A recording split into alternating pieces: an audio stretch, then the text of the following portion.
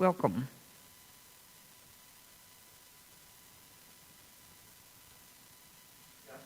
Okay.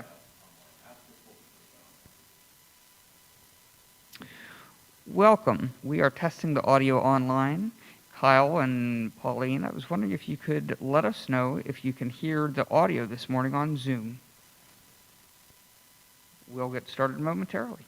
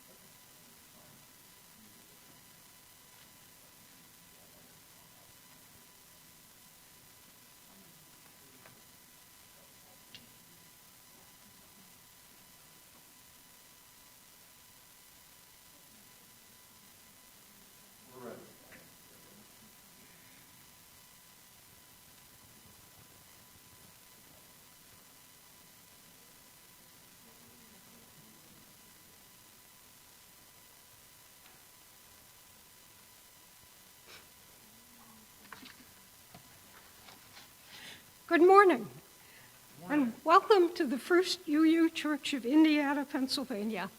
It is good to be together. At this time, we ask that our online participants mute their microphones until coffee hour. I invite you now to take a breath and rise in body, spirit, and voice as you are able and willing for our Prelude Hymn today, number 1040, Hush, which Matt Balmer is playing for us. Hush is a piece from the African American folk tradition, and I encourage you to hear the words today in that spirit of finding a love that triumphs over oppression as we sing the first 3 verses. The words will be posted on the screen by our tech hosts during the music.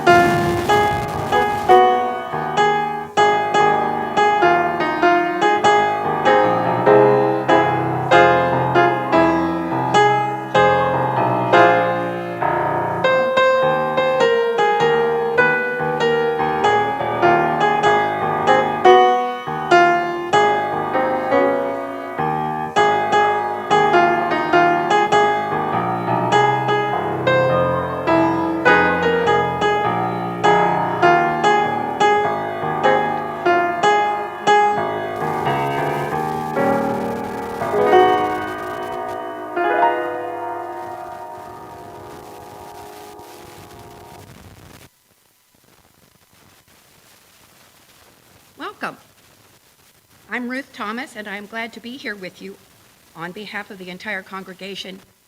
Thank you for being here, whether in person or on Zoom or via YouTube. If you are joining us for the first time, welcome. Please fill out a blue visitor card at the welcome table to help us personally welcome you and add you to our weekly newsletter mailing list. If you're joining online, send an email to office@firstuu-indianapa.org to join our newsletter mailing list. On Zoom, you'll see the chat button below the video screen. We use that feature for our greetings, chalice lighting, and for joys and concerns during the service. The First Unitarian Universalist Church of Indiana, PA is a member congregation of the Unitarian Universalist Association. We are self-governing congregations united in a web of mutuality that creates our denomination. We have no creed or doctrine teaching.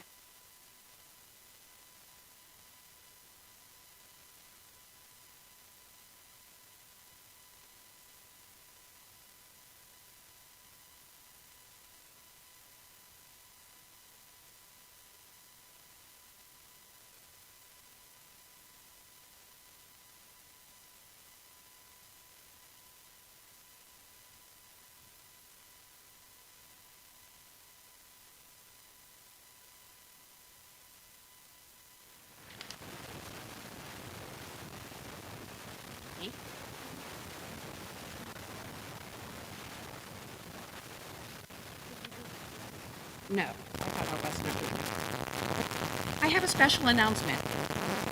Today, we have Postcard Sunday, so please check with Jeff Bowden or Ruth Thomas about how to fill out a postcard or two before you leave today.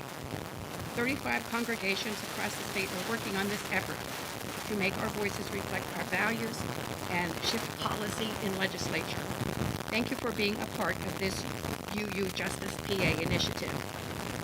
And now I invite you to take a gentle breath and settle yourself into a spirit of worship as we are invited into this sacred time by Reverend Susan Frederick Gray.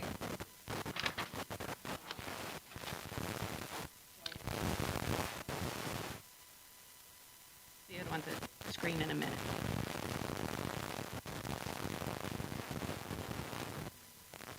Funny how this stuff works in practice.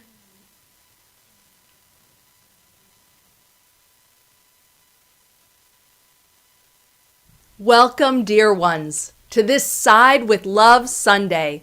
This worship service is the capstone to this year's 30 Days of Love, which is our annual opportunity to collectively nurture our spirits, deepen our understanding, and side with love by living out our values as we work together for collective liberation. As we head into 2022, I know your hearts are tired. My heart is tired. Here we are 2 years into this global pandemic that has taken so many lives and caused so much isolation and hardship for all of us, but especially for those who were already impacted by systemic inequity and oppression. Our elected officials continue to fail to pass national legislation to ensure voting rights, a strong social safety net for the most vulnerable, and support for struggling communities, businesses, and families. Culture wars and disinformation over everything from vaccines to abortion to critical race theory are everywhere. Too often it feels overwhelming and impossible. And yet when my heart feels heavy, I pause and I think about all of you, my Unitarian Universalist siblings around the world who continue to show up every day in 1,000 ways to manifest love in the world. When congregations are providing sanctuary for immigrants or sheltering refugees, I am hopeful. When networks of UUs partner with people in Texas to access abortion care, I feel filled with hope. And when hundreds of volunteers bring their skills to organize together through our Side with Love squads and organizing school cohorts, I am filled with hope. when UUs put their bodies on the line in direct action with water protectors, or Black Lives Matter, or the Poor People's Campaign, I am filled with hope because I feel our power and I know that hope grows from being in the struggle and from being in the work of love and justice. So however you come to the work of being human right now, exhausted, frustrated, angry, generous, inspired, on fire, focused, despondent, struggling, passionate, however you come to the work of being human right now, as you are willing, as you are able, I invite you to bring your spirit, to open your heart and to lean into the callings of love and justice, and lean into the power and strength of your wider faith community, of all of us as Unitarian Universalists. You are welcome here in Unitarian Universalism. You are precious. Your work and your life and your heart and your shared faith has the power to heal and connect and sustain us, even in the midst when we are all collectively experiencing so much exhaustion in this time. In that spirit, in the spirit of our collective strength and power, I invite you into this time of worship. I invite you into this time to slow down, to remember that we are all in this together, that this is no time to go it alone.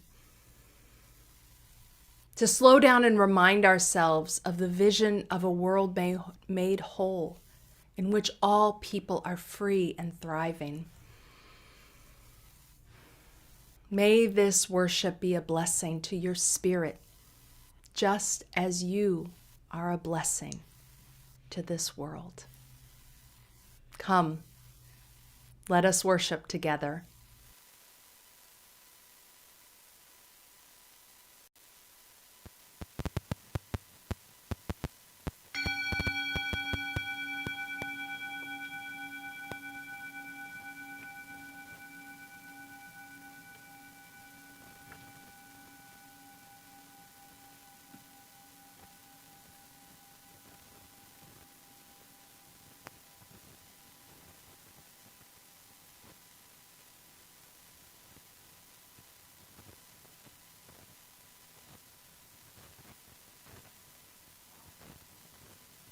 And now let us light our chalice flame.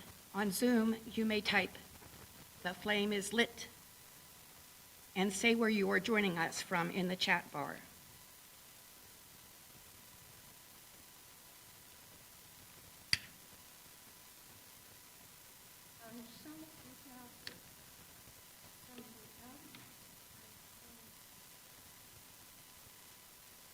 Go ahead. And so we gather from the ebb and flow of our lives, thirsty for connection to ourselves, thirsty for connection to others, thirsty for connection to the larger life. As may all who gather here be filled with joy and hope, filled with compassion and love. Here, may we be filled so that we may pour ourselves out into the world.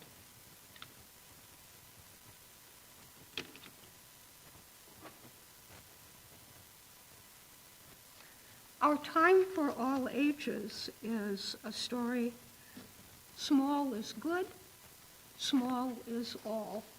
And here in the sanctuary, it will be appearing on our screens, and at home it will be appearing on your screens.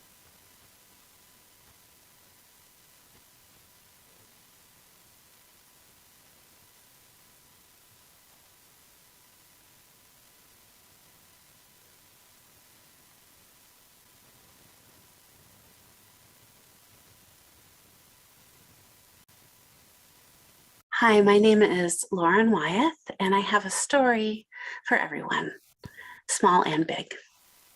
And it's kind of a small story about a small thing that my son invented. And at first I thought that maybe it was too small of a story to share here.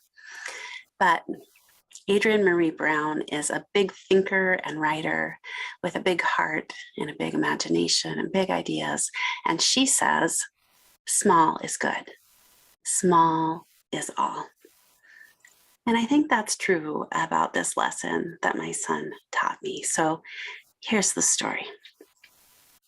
When Ames was very small, oh my goodness, he was such a cuddly kid. He had a lot of big feelings and he was very expressive. But sometimes when he would get hurt or frustrated, those big feelings would be too much for him and he would get overwhelmed by them. And he wouldn't want to be around anybody. So he'd run off on his own and hide rather than let anybody help him.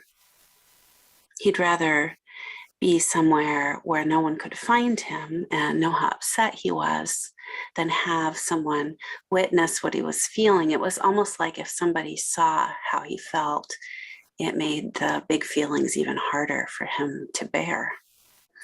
So this one time I saw Ames fall and get hurt and go off on his own. And I wanted to help, but I didn't want to intrude. So I went over to where he was and sat a few feet away from him and asked as gently as I could, "Hey, Ames, could I give you a little hug?" And he said no by shaking his head. But then without saying anything else, he turned and moved a little toward me and he went like this. And I took my pointer finger and reached back toward his. And we sat like that for a minute with our fingers touching until he was ready to talk. He didn't want a big response. He didn't want a lot of attention. He didn't want everyone coming over and giving him advice, trying to help in a loud way. He just needed this small gesture, this finger meeting finger. We needed to start there. So this small act became a thing between us that helped us over and over again as Ames was growing up. And it didn't just help him, it helped me too. I remember one time when I was quite sick and I'd been in bed for a couple of days and I was not even really feeling well enough to talk. And I heard the door open and Ames crept into my room. And then I felt a little finger on my finger. And he stayed there beside me for a few minutes. And that was the most comfort that I had felt during that whole time I'd been sick. It was so sweet that he showed up in that way with that little act of love. And then when he got older, when he was a teenager, sometimes we couldn't seem to agree on just about anything. But if we were in the middle of a conflict and one of us would go like this, the other one would always reach back. It was like we had this unspoken pact that if someone did this, you had to meet them there. You had to match that little act of love. You had to slow down. We had to remember that, of course, we love each other. Of course, we're on the same team. Of course, we can get through this. We can figure it out together. That little act was really a helpful starting point for us many times. Small is good. Small is all. That's true in a lot of situations. It's true in our justice work too, for example. When big things, really big things, aren't fair or right in the world, we might think that a small act doesn't have that much importance or isn't that useful. We think bigger is better. Of course, we want love and liberation right now. You know, we want a world where everyone knows they're loved and shows love for the earth and the animals and one another. But in our big world, there are so many ways we are not all free. We don't all have what we need. We don't all feel like we belong. There are so many things that need fixing that it's tempting to lose hope, to believe that there aren't enough people who care, that the amount of love that I have to give won't be enough, won't make a difference. How can I do anything that's going to help anyway? We can't use love, it is true, to heal an illness. We can't just use love to magically clean a polluted river. Love isn't going to just change unfair laws or remove barriers that make it hard for people to vote. But remember, small is good, small is all. So there's no way to really better understand that than by watching what a small act of love can do. Because acts of love make hard things easier to bear. Like a tiny pointer finger that connects us to one other person and reminds us that we're not alone. Acts of love connect us to other people and those connection points. That's where the magic is. That's where the energy and potential lives. So I want to ask you, what's the very smallest loving action you can think of? The very smallest, the smaller the better. If you're with other people right now, or if you are online together, maybe you can share your ideas out loud or in the chat. I know we want a whole world full of abundant love everywhere for everyone, but if we were to do just the smallest loving action, what would it be? The smaller, the better. Maybe you'd be willing to take one of those small actions and commit to it. Maybe you'd be willing to do that small action every single day for a week, or maybe even for 30 days to get a real streak going. And then you would find, I'm sure, that that small daily act has a much bigger impact than you would have imagined. The first day you might think, that was way too easy. What's the big deal? I should do something bigger. I'm not even sure I want to do this little thing every day. It seems insignificant, but just wait and see. Stay with the small. Small acts of love don't stay small. They expand and they grow and they spread. Dr. Cornel West says, justice is what love looks like in public. But love doesn't start in public. Love starts between you and me. Small is good. Small is all. Let's start there.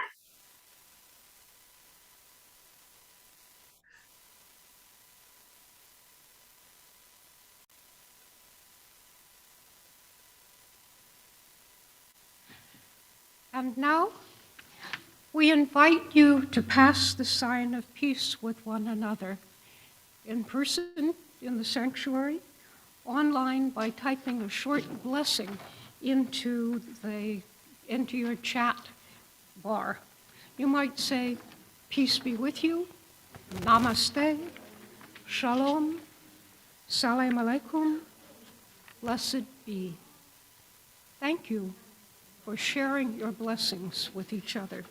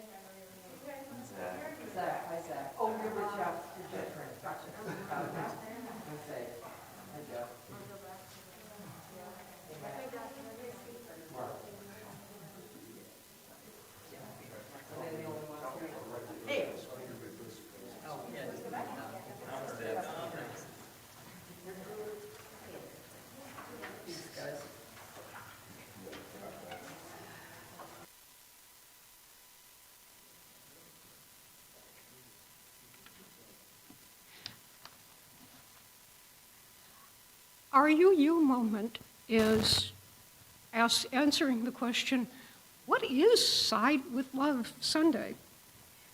The Unitarian Universalist Association has a long-running campaign called Side with Love, which first came into being as a call to support gay marriage and quickly expanded to support for immigrant families being torn apart by this country's deportation protocols and the lack of legal immigration options for so many. As Unitarian Universalists, we understand that these are not unrelated issues.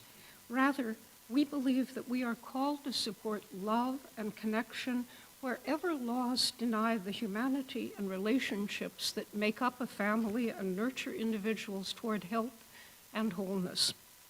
As part of the Side with Love campaign, 30 Days of Love exists as an annual celebration that runs approximately from Martin Luther King Day in January through Valentine's Day in February. It is an opportunity collectively to nurture our spirits, deepen our understanding, and take action on our values for liberation as Unitarian Universalists. In 2022, 30 Days of Love focused on Side with Love's 4 intersectional justice priorities, focusing on reproductive, gender, and LGBTQIA+ justice, nurturing democracy and voting rights, supporting decriminalization and racial justice, and creating climate justice. There have been opportunities each week for communities and people of all ages to ground, grow, and act together for justice. And these are still available at sidewithlove.org if you or your family would benefit from shared spiritual practices and suggestions for action. Though our principles do not say the word explicitly as we speak our covenant, see where you notice love permeating our values as we join together in reading our UU principles in unison. Our principles will be broadcast on the screen for those at home. We covenant to affirm and promote the inherent worth and dignity of every person, justice, equity, and compassion in human relations, acceptance of one another, and encouragement to spiritual growth in our congregations, a free and responsible search for truth and meaning, the right of conscience and the use of the democratic process within our congregations and in society at large, the goal of world community with peace, liberty, and justice for all, and respect for the interdependent web of all existence of which we are a part.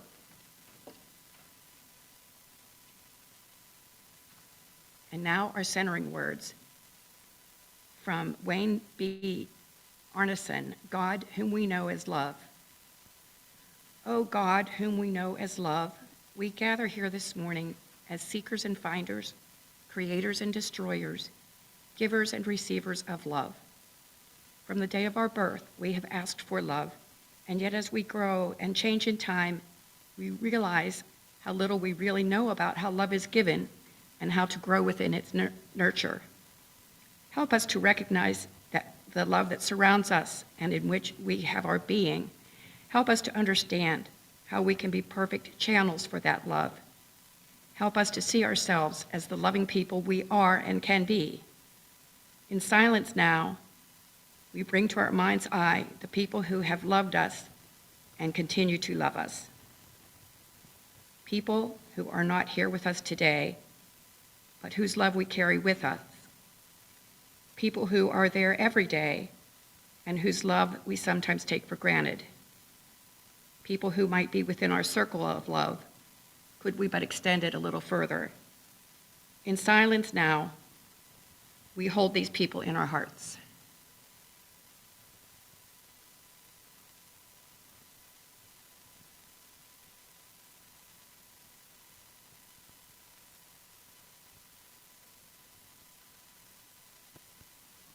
In returning from silence, we ask that our hearts may be open to all whose names and faces have crossed our minds. We ask that old wounds may be healed and constant joys may be celebrated, and that the love we share with the people in our lives may be our abiding teacher. Amen.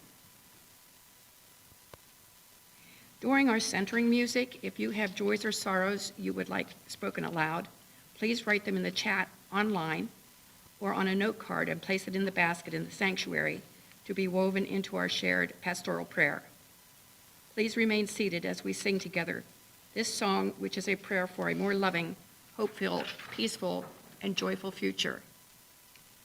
Drawing from the African American folk tradition, hymn number 95, There is More Love Somewhere.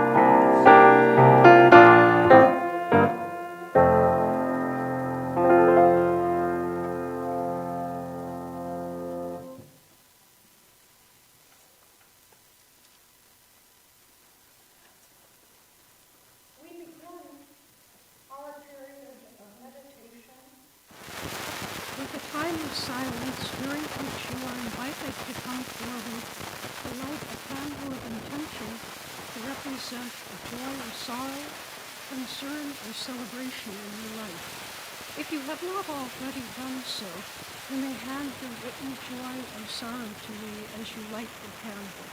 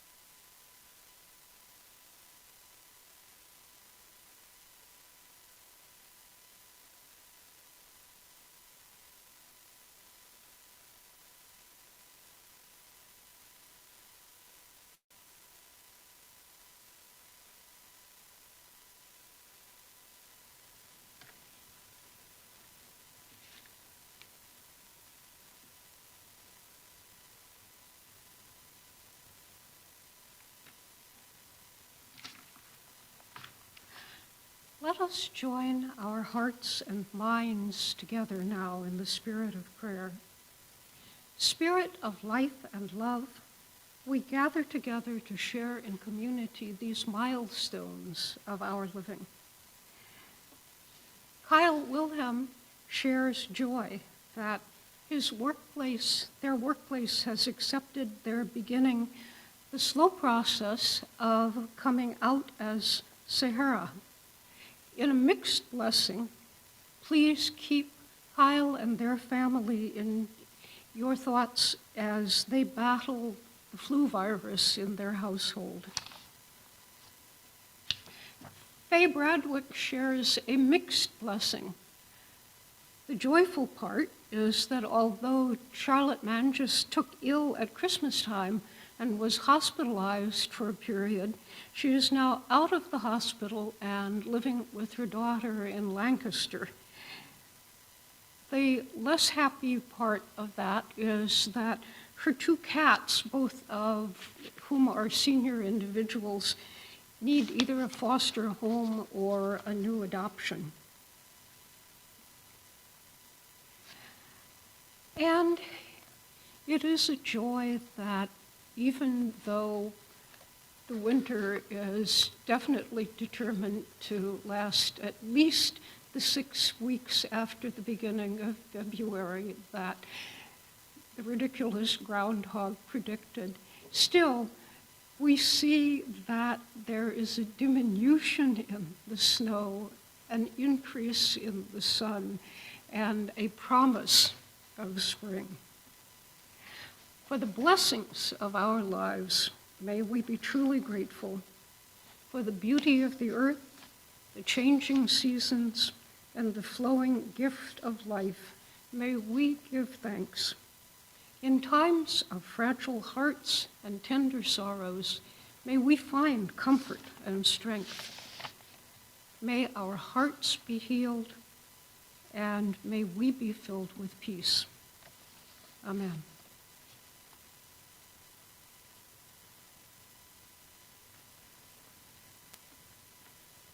At the First UU Church of Indiana, we share the plate by giving a portion of every week's donations to an organization outside of the church. This is part of our congregation's mission to promote compassionate and responsible thought and action in the world by giving back to the community around us every week. So when you give this morning, know that you are making an impact not only for this congregation, but also in the wider community through our shared giving. This month, donations to Share the Plate are being split with the Refugee Working Group.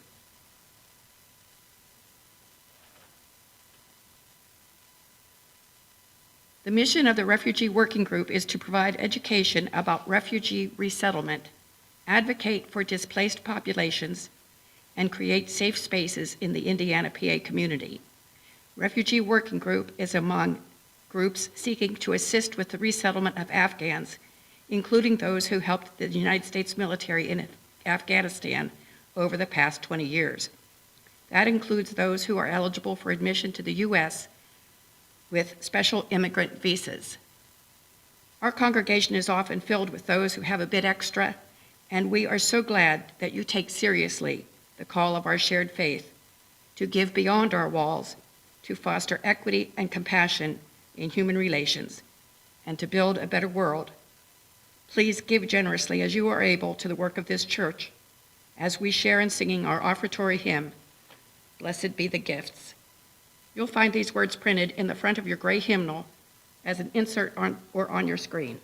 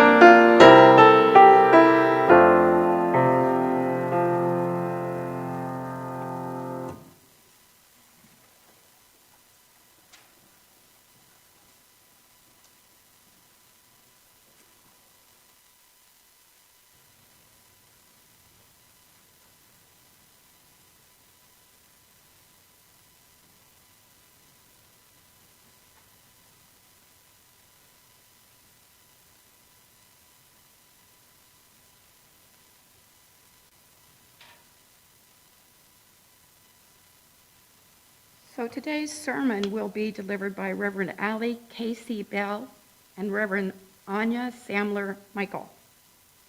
And we'll see it right there.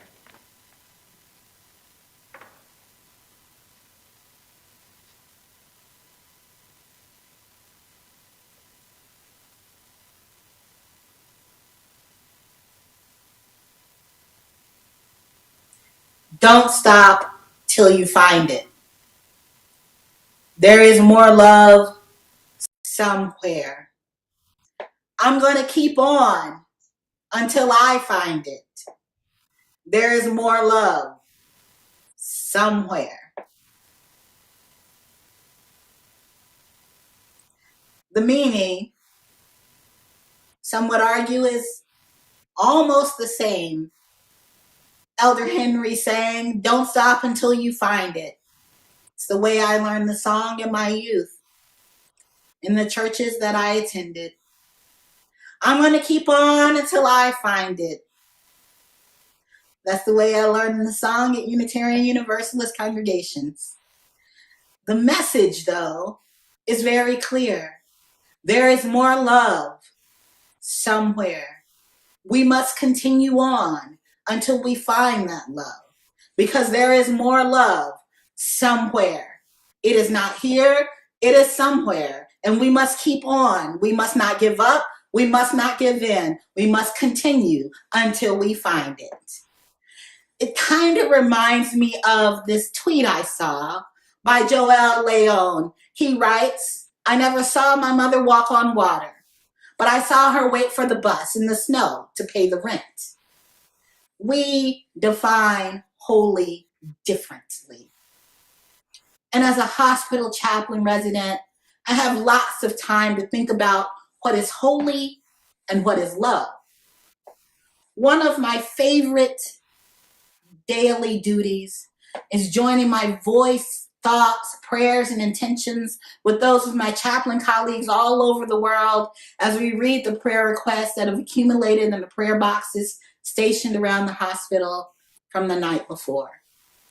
Some of these requests come from the same people, and we find ourselves transported to them in our daily conversation of lament and thanksgiving, while others are often scribbled and shoved into the box in hopes that something or someone can slow it down or make it stop. Something can shield them from impending doom, as if they are hoping that we chaplains have been equipped with a sort of prayer shield or maybe a love shield that can shield them and theirs from it. And as I make my rounds, I hear people searching for the holy in their hospital rooms when they plead for a cure for what afflicts them. And sometimes I hear people utter a prayer for the holy, for intervention, for help, right before they receive the news of a loved one's death. I see people experience a heaping portion of the holy as they come through horrendous accidents, astonished when they find that they are only a little worse for the wear. And of course, in those moments, everyone seems pretty clear that there's some type of something holy or big that just happened. And it is easy to see that something is holy when it defies what we think of as possible. However, love is holy. It is a holy act that occurs every day. It happens in ordinary encounters between strangers, between colleagues, between families and friends. And not just the romantic love of fairy tales, though there is something special and beautiful and holy in every love and every ever after. But I'm talking about the love that informs, that acts, that empowers, that invites, love that encourages us to act for the betterment of the interdependent web of all. Love is an action, says the Reverend Ali Casey Bell, and he means it. Is it a perfect action? Is it the only right action? Will it fix everything that's broken? No, love doesn't show up that way. Chaplains know that. Reverend Ali knows that love does not show up in perfection, but in presence. And love is an action that is reciprocated indefinitely and without ending. Because we are imperfect and mortal, but our love is forever. That great-great-grandmother who held me once, the one I don't remember, save for the light-soaked sepia photo, I feel the love from her arthritic hands on my back. Even now, when I conjure that image, it is the same love that flows through my imperfect hands when I reach out with wonder and presence, without ending. Abraham Joshua Heschel, whose love, whose wonder, and whose presence, whose faith and history drew him to the work of the civil rights struggle with Reverend Dr. King. Heschel committed to King and to civil rights because that work for liberation was grounded in what he understood as the Hebrew scriptures that traced the exodus from Egypt, drawing attention all the while to the imperfection of the liberator, to the fear and the trembling of Moses, and to the trepidatious backsliding of the Israelites. Heschel committed to the work of liberation, knowing that no step, no action, none was perfect, but that every action on the side of liberation, every act of presence was itself a prayer, a brush with the holy, and love incarnate. I draw closest to Heschel's theology when I remember his testimony about our ego. He laughs at the way we mere humans think that we are the ones seeking the holy, but all the while it is the holy that is seeking us, that is waiting for us, present to us, imperfect us, vow-breaking, mess-making us. And all we need to do is, thank you, Heschel, all we need to do is allow ourselves to be found. My colleague was found by a pumpkin. Found by a pumpkin at one of the most powerful protest marches I've ever been on. We were rounding the streets of Edgewood, New Jersey, days after an unlawful, unjust, injurious arrest of Black Lives Matter leaders. We'd been marching to re-hallow the streets, to assert that no one would turn those leaders round. And my colleague was stopped by a person who presented her with a pumpkin. This is miles into the walk, and there was at least a mile to go, and pumpkins, they're heavy. But this pumpkin said, Black Lives Matter, painted by a child's hand. It was the most improbable, imperfect gift. And that pumpkin was love overflowing. It was everything that you don't want to carry. But it was love's presence incarnate. We had been found by the holy, found by a pumpkin, imperfect offering, waiting for us, our imperfect selves, love without ending.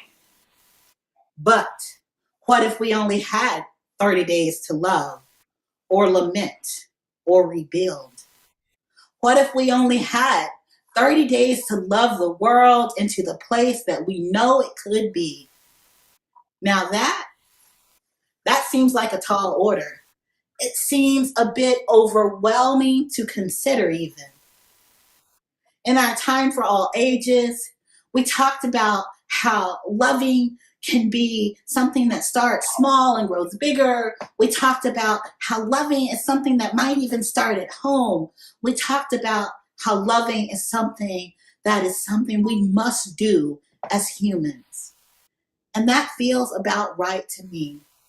And I don't know about you, but after recently moving to a new city, I can feel that in my bones. But how do I even begin to connect to places to make a difference? I don't know. You see, I often get caught up in my own stuff of looking too uninformed, or even worse, being too needy. I often feel really excited about finding connection in my local community and finding a way to get back into community, or finding a way to make the ache stop through action. You know the ache, right?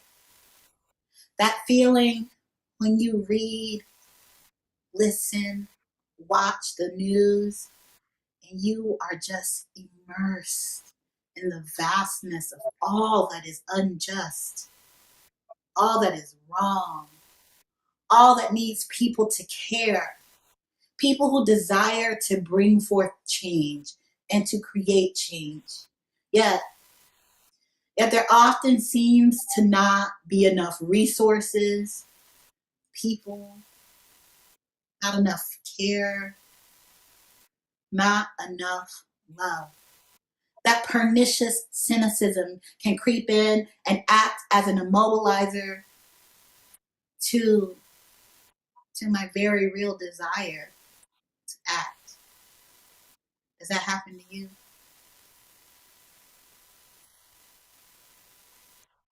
In All About Love by Bell Hooks, she speaks of this cynicism as the great mask of the disappointed and betrayed heart. And when I read that, wow, it hit me so hard. Because boy, friends, I can feel that.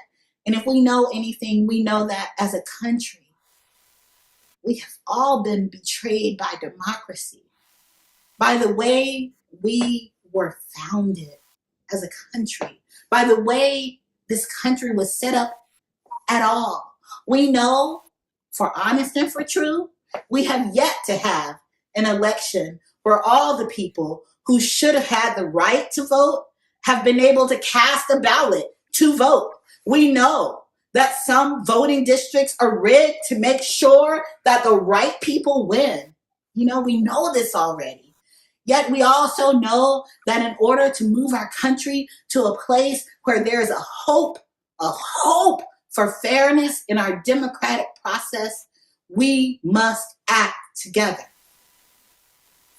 We have to move beyond our discomfort and connect. And now is the time to act. So,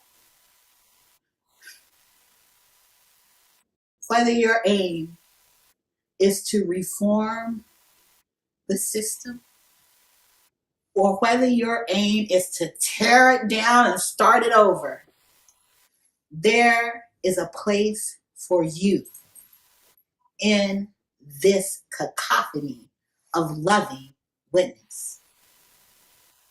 The decision to side with justice in all of its forms is loving and holy. The decision to side with justice in all of its forms is loving and holy. We have to. And Bell Hooks invites us, she says, to begin by always thinking of love as an action rather than a feeling, she explains, is one way in which anyone using the word in this manner can automatically assume accountability and responsibility. Imagine an accountable and responsible way of loving.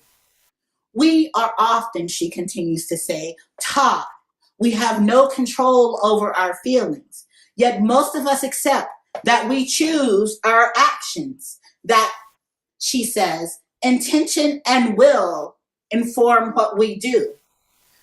We also accept that our actions have consequences. And she's right. So, with that framework in mind, if we only had 30 days to love, we would have just enough time to make a real connection, just enough time to act, just enough time to look too eager, to be too cynical, to get disappointed, and to remember that our actions have consequences and we are accountable for them. Love is an action. And as our dear departed Thich Nhat Hanh has shared, my actions are my only true belongings. Imagine that you only have 30 days to love. 30 days to act your love. That is not enough time to get it perfect. Barely enough time, even to attempt to get it right. And aren't those some of the most treacherous stumbling blocks that befall us, Unitarian Universalists, that befall me so incredibly? That seeking after perfection, that craving after getting it right, the right words, the best action, rather than getting active imperfectly because there is no other way than imperfectly when we are human. 30 days to love is plenty of time to let go of those impossibilities of perfect and always just right, and to let love find you. Plenty of time to be present to those who are aching, to scrawl your love on a pumpkin, to defend what you mean when you utter the prayer democracy. Plenty of time to offer your imperfect self for love's unfolding. Plenty of time to let the holy find you in your imperfection, in the work and in the action. Amen.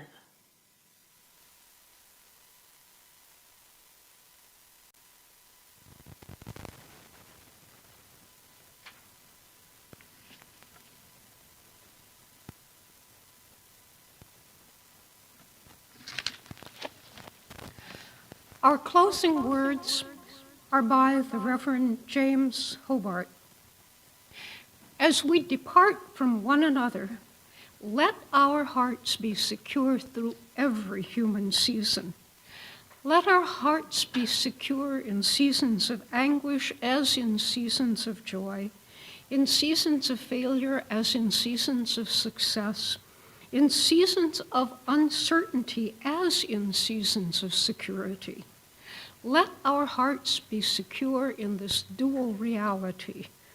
We are worthy recipients of love and support we can never earn, and we are worthy providers of love and support others cannot earn.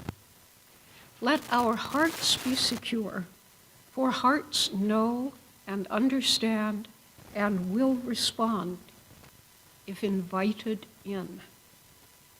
And now, please rise in body and spirit as you wish and sing joyously with our closing hymn, number 1018, Come and Go With Me to That Land. The words will be posted in the chat during the music.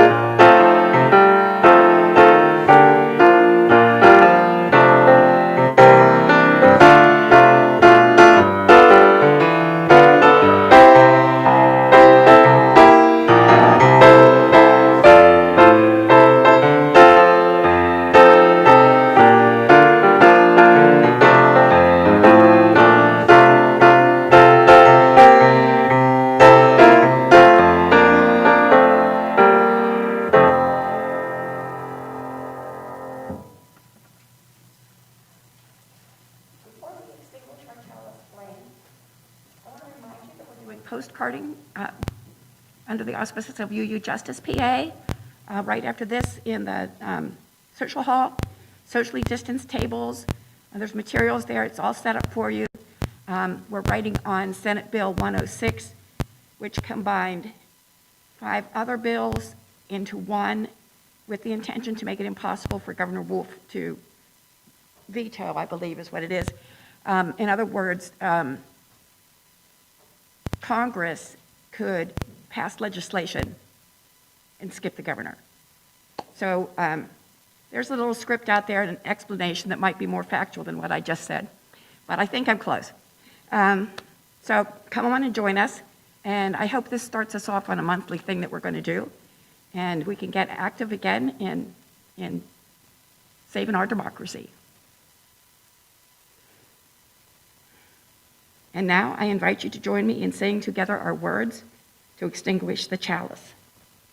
We extinguish our chalice flame, but not the light of truth, the warmth of community, or the fire of commitment.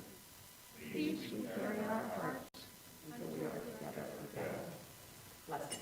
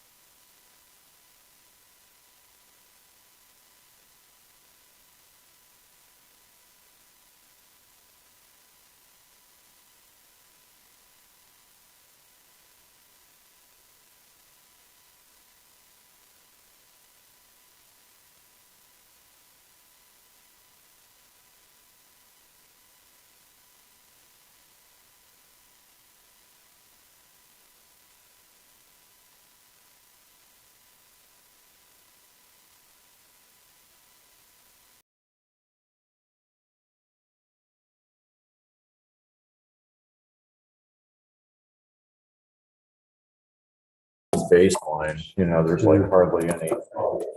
So with everyone here in house. You're the practice room with the brass ensemble.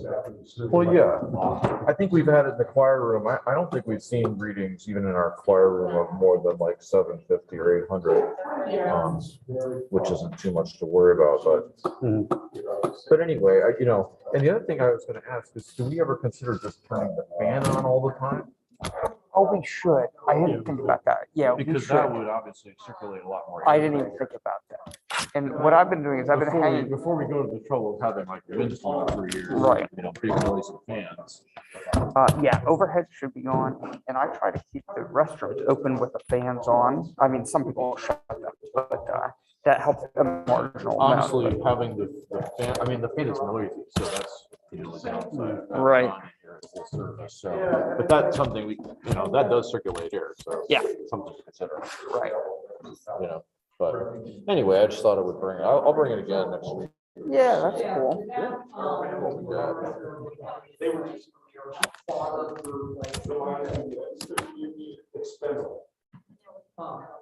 Okay, because unless another dresser came in, I could, because all that was there was a nightstand, that's not really enough.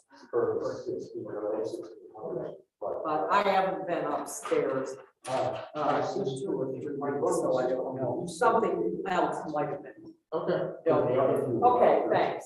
That was the one piece that I thought would be useful.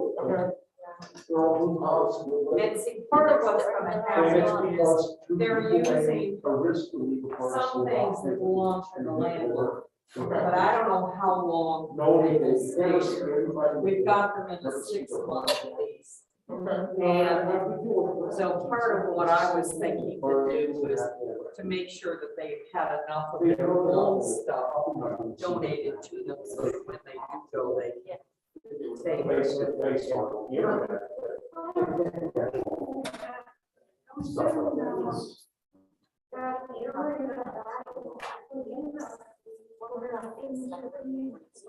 Yeah. The stuff that's there, that's all legal. That's something.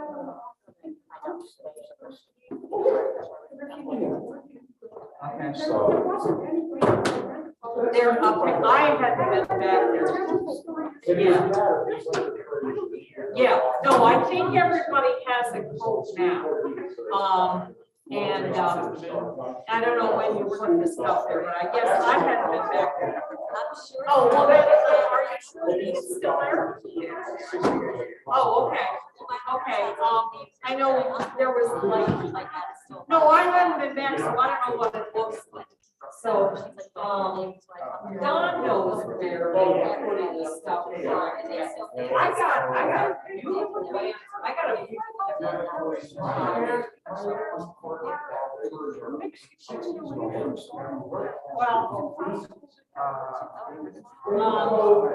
I don't disagree with you, but there's a lot of people that are new to this refugee stuff. It's not going perfectly. They would rent samples. Thank you for being here. It's nice to have you. And have a combined, after everybody started getting older, they had real small boxes. It would be all people just coming to be a part of it.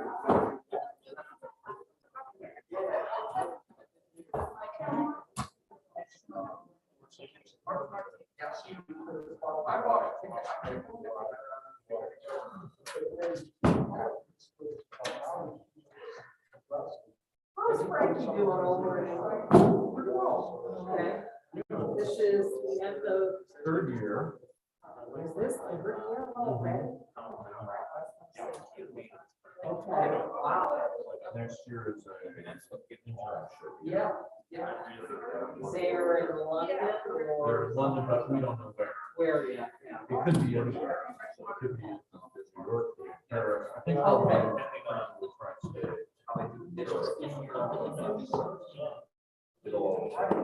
So it's a 5-year program.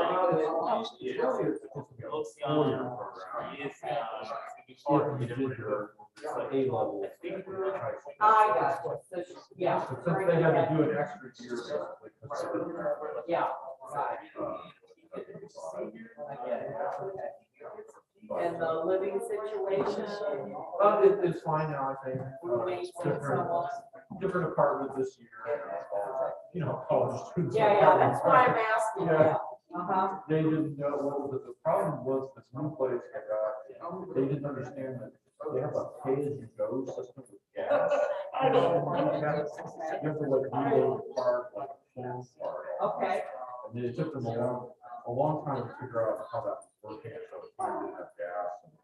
Which means they didn't have hot water. Didn't know how water heat, I don't know, it was a huge mess. I think they've got that figured out now. Let us go. Yeah. So there's, but I think we're having a great time. You know, the transit very large. Yeah. Oh, yeah. So I think that's great. Yeah. And professionally,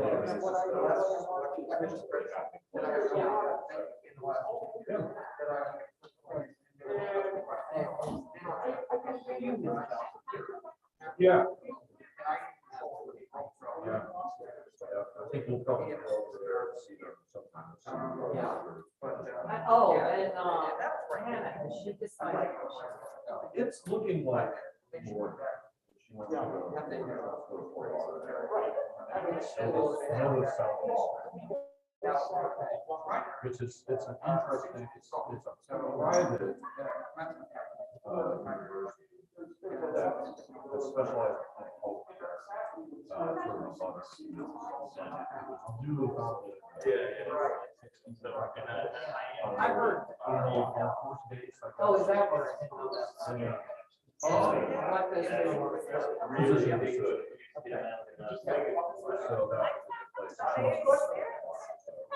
Let's see, they're actually visiting.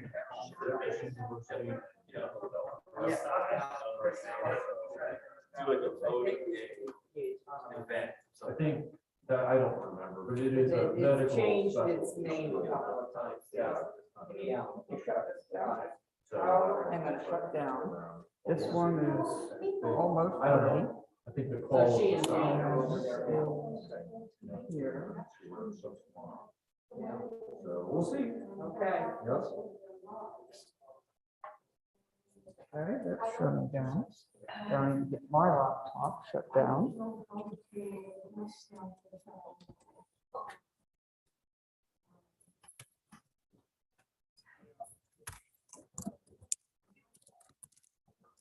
Then you can go back to the-